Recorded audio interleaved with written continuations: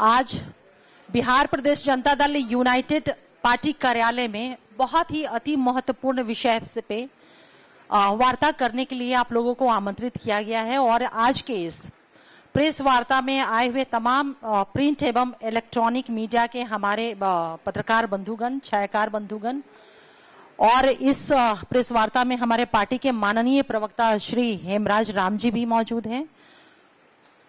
आज हम लोगों ने जो आज आप लोगों को आमंत्रित किया है आप लोगों से विमर्श करने के लिए कि विगत 2-3 दिनों से आप लोगों ने इस चीज को देखा होगा कि जब से सरकार का केंद्र में गठन हुआ है, शपथ हुआ है, उसके बाद से मंत्रिमंडल का जो आवंटन हुआ उसको लेकर के बिहार में विपक्ष के द्वारा लगातार बयान टिप्पणियां आ रही हैं। 2 लोगों की चर्चा मैं विशेष तौर पे आप लोगों के समक्ष करना चाहती हूं। नेता प्रतिपक्ष श्री तेजस्वी यादव जी और माननीय राज्यसभा सांसद प्रोफेसर मनोज झा जी का बयान आया। बयान का इनका सार क्या था? बयान का इन्होंने 2 पॉइंट उठाए हैं, 2 बिंदु को इन्होंने उठाया है।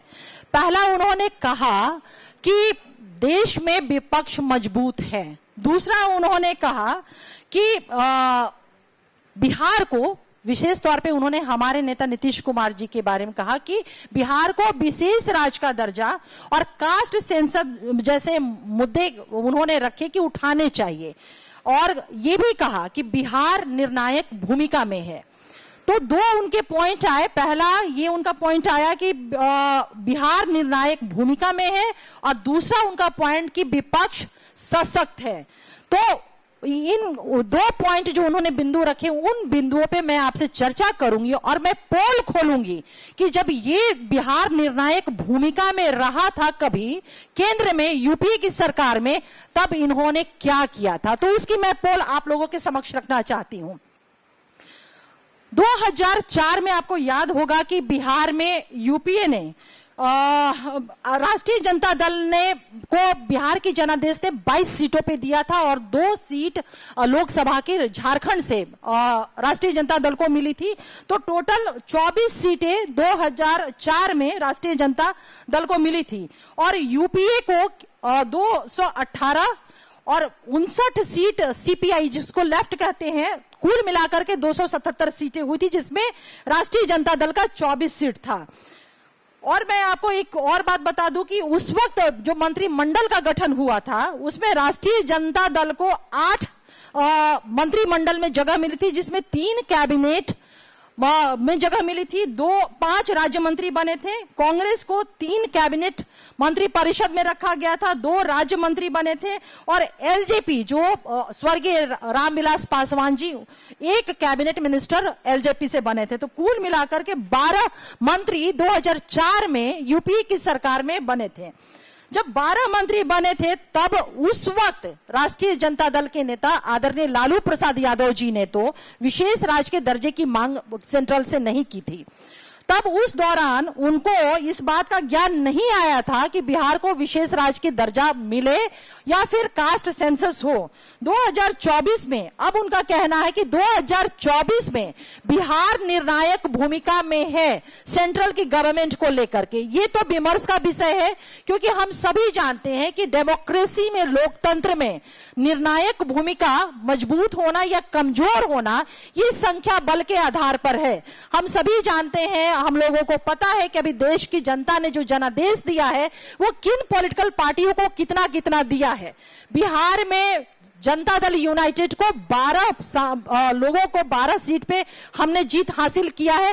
तो ये एक विमर्श का विषय है कि 2024 में केंद्र में बिहार की निर्णायक भूमिका है या नहीं।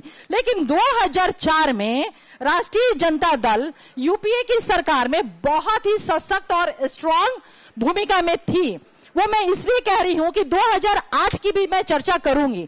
2008 में आपको याद होगा कि जब लेफ्ट ने यूपीए से अपना समर्थन वापस ले लिया था और यूपीए की सरकार गिर गई थी और किसी तरह से भी जोड़ तोड़ कर करके आप लोग को याद होगा कि उस टाइम कैश फॉर वोट जैसा तांडव हुआ था संसद के अंदर में, कैश फॉर वोट।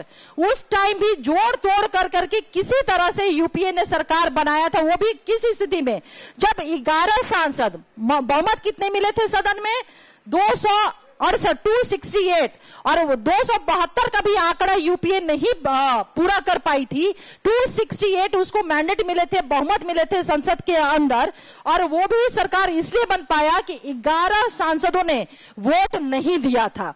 तब अगर आप सोचिए कि उस वक्त जब 268 लोगों का बहुमत प्राप्त था यूपीए को, अगर उस टाइम राष्ट्रीय जनता दल अपने मत को 24 जो उनके सांसद थे अगर लेकर के वो हट जाती, तो मजाल था कि यूपीए की सरकार जो मनमोहन सिंह के नेतृत्व में था वो बिहार को विशेष राज्य का दर्जा नहीं मिलता या कास्ट सेंसस नहीं होता।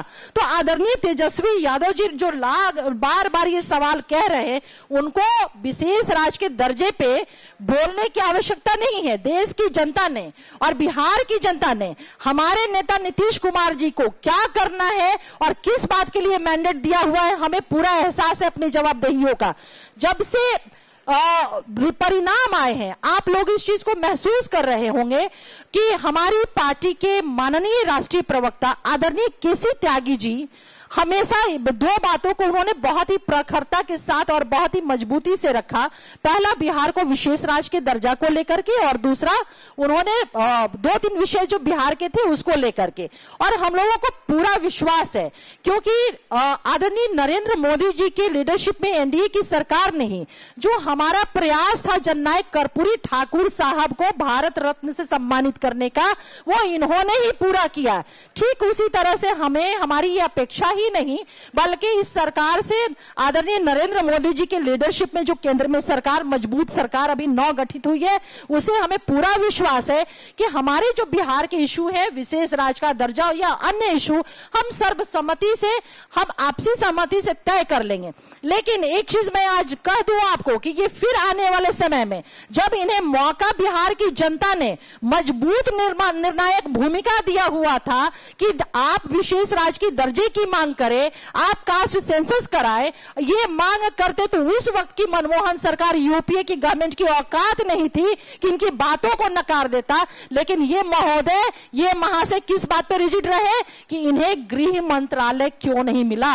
2004 में ये अडिग रहे कि गृह मंत्रालय मिले। 2008 में भी इसी शर्त पे इन्होंने समर्थन दिया कि मुझे गृह मंत्रालय मिले। और जब यूपीए की सरकार में आदरणीय मनमोहन सिंह जी के जो प्रधानमंत्री काल था उनका गृह मंत्रालय नहीं इन्हें मिला, तो 2009 में किस तरह से ये आदरणीय स्वर्गीय मुलायम सिंह यादव जी के साथ मिलकर के फोर्थ फ्रंट का गठन करके अलग चुनाव लड़ा था। तो मुझे लगता है ये बात आप लोगों के माध्यम से उन तक पहुंचा दें कि बिहार का विशेष राज्य का दर्जा हो या अन्य जो हमारे इशू है, ये सारा जनादेश बिहार की जनता ने आदरणीय नीतीश कुमार जी को दिया हुआ है और वो बखूबी इस बात को उठा रहे हैं। और ये हम लोग को पूर्ण विश्वास है कि हमारी ये जो इशू है वो जरूर डिसाइड होंगे। लेकिन आने वाले समय में तेजस्वी यादव जी फिर उसी तरह से झूठा बयान देना शुरू करेंगे कि अरे हम ही ने तो कहा था कि बिहार को विशेष राज्य का दर्जा मिलना चाहिए, नीतीश कुमार जी को उठाना चाहिए, बिहार निर्णायक भूमिका में। ठीक उसी तरह से जिस तरह से हमारे नेता नीतीश कुमार जी ने लाखों नियुक्ति पत्र युवा और युवतियों को बांटे, बिहार के डेवलपमेंट के लिए काम किया, और किस तरह से नेता प्रतिपक्ष तेजस्वी यादव जी झूठा बयान दे करके अपने पक्ष में झूठा क्रेडिट लेने का लगातार वो प्रयास कर रहे थे। और इनके इस झूठ का पर्दाफाश इस बात से होता है कि बिहार की जनता उसके बाद नीतीश कुमार जी के लीडरशिप में जो काम किए, चाहे लाखों युवक युवतियों को रोजगार का मामला हो, नौकरी का मामला हो, आधारभूत संरचना में जो बेहतरीन काम किए हुए, महिला सशक्तिकरण की दिशा में जो आदरणीय नीतीश कुमार जी ने राष्ट्रीय पटल पे एक लंबी लकीर खींची है, या फिर मानव विकास, तमाम जो काम किए हैं, नीतीश कुमार जी के लीडरशिप को बिहार की आवाम ने 2024 के लोकसभा चुनाव में अपना स्पष्ट जनादेश और 2/3 बहुमत से अपना आशीर्वाद दिया। तो तेजस्वी जी का ये जो झूठा श्रेय लेने का था, कोशिश थी, उसे बिहार की जनता ने सिरे से खारिज कर दिया है। तो अब मैं अपनी बातों को खत्म करते हुए ये आग्रह करूंगी अपने पार्टी के माननीय प्रवक्ता श्री हेमराज जी से कि बाकी चीजों को आपसे मुखातिब होकर के रखें। बहुत बहुत धन्यवाद अंजू महाराज जी। अभी आप अंजू महाराज जी जो हमारे पार्टी के प्रदेश प्रवक्ता हैं उन्हें सुन रहे थे। आप तमाम मीडिया कर्मी, प्रिंट मीडिया और इलेक्ट्रॉनिक्स मीडिया साथी को बहुत बहुत स्वागत है।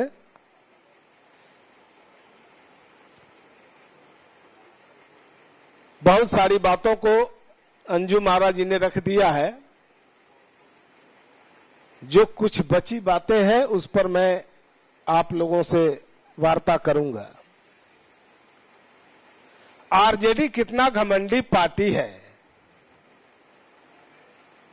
जब बिहार में इन्हें 2004 में 28 में 22 सीटें मिली थी, तो अगले चुनाव 2009 में यूपीए से अलग हो गए और मुलायम सिंह यादव के साथ मिलकर चौथा फ्रंट बनाया। अगला चुनाव इसी उम्मीद में लड़े कि गृह मंत्री बनेंगे, लेकिन जनता ने गृह मंत्री तो नहीं बनाया, लेकिन गृह का मतलब उन्हें गृह में अंदर जरूर बैठा दिया, घर के अंदर बैठा दिया, और उनको आया कुल 4 सीट। उस चुनाव के दौरान आरजेडी नेता कांग्रेस के खिलाफ खूब अनाप शनाप बक रहे थे, जिस पर प्रणब मुखर्जी जी ने यहां तक बोल दिया था कि गृह मंत्री तो दूर की बात, आरजेडी को अगली यूपीए की सरकार में एक भी मंत्री नहीं मिलेगा। 2008 के नो कॉन्फिडेंस मोशन में तो यहां तक ये बातें आई थी कि लालू यादव ने सपोर्ट के बदले गृह मंत्रालय मांगा था। काश लालू जी अपने गृह मंत्रालय मांगने की बजाय अगर बिहार के लिए विशेष राज्य का दर्जा का मांग किया होता। यूपीए सरकार में लालू जी ने तो 2004 में भी अपने लिए गृह मंत्रालय मांगा था, और आरजेडी नेता ने यहां तक यूपीए को धमकी भी दिया था कि अगर लालू जी को गृह मंत्रालय नहीं मिला तो आरजेडी यूपीए की सरकार नहीं बनने देगी। साथियों, हम तो लगातार प्रयास कर रहे हैं, हम हर संभव प्रयास कर रहे हैं, और ये प्रयास आज से नहीं 2005 से कर रहे हैं कि जो है बिहार को विशेष राज्य का दर्जा मिले।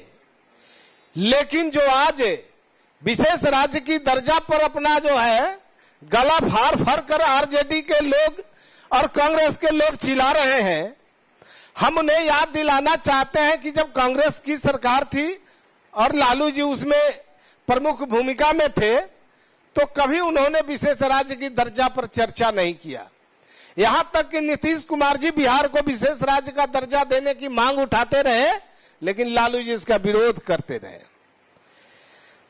तेजस्वी यादव बोल रहे थे कि 4 सीट आना उनके लिए लक्की है।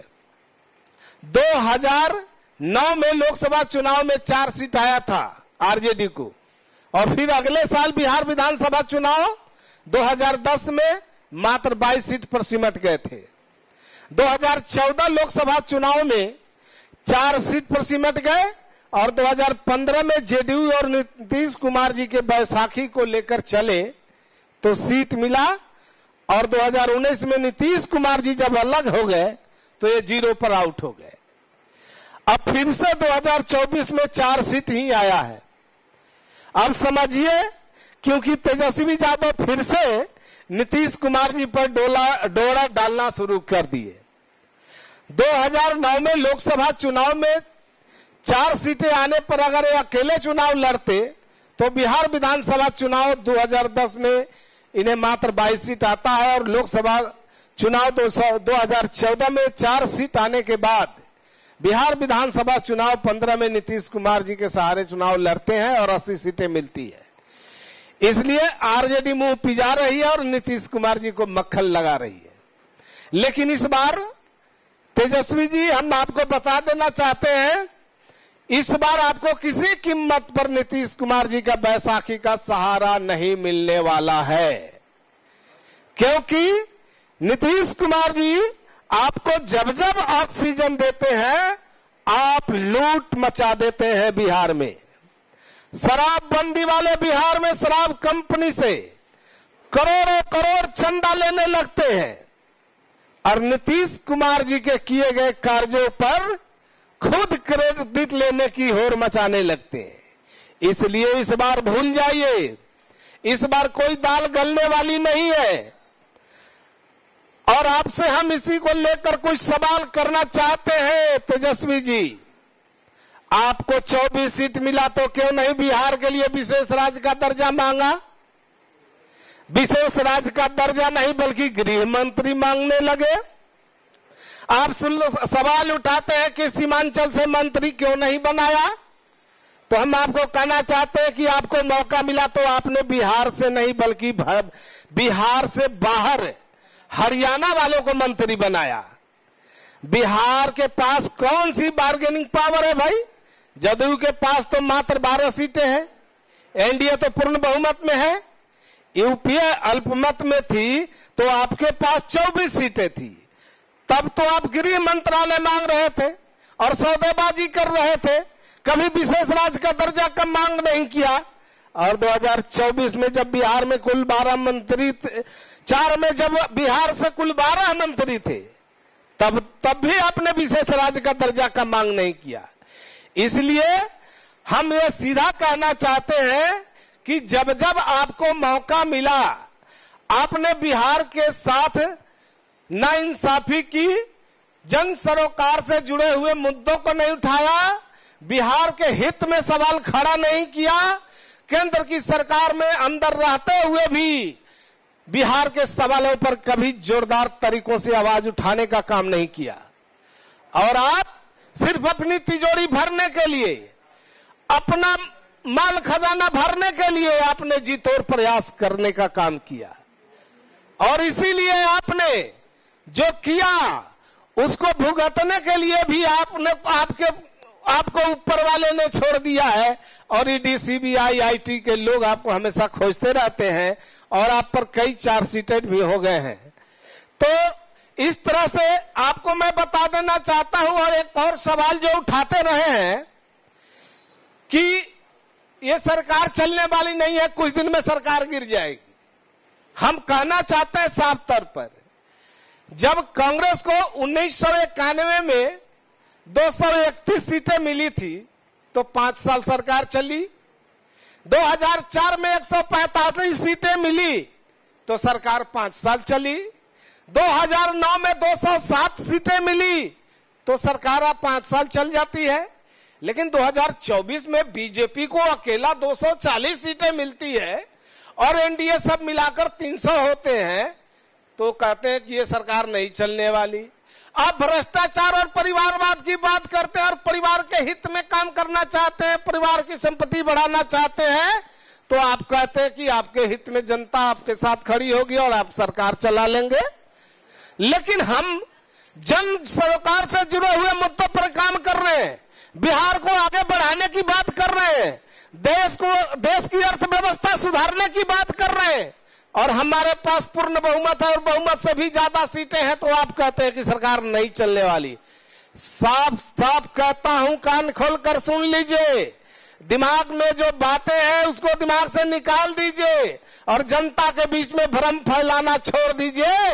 ये सरकार पूर्ण बहुमत में है और ये सरकार मजबूती के साथ 5 साल चलेगी।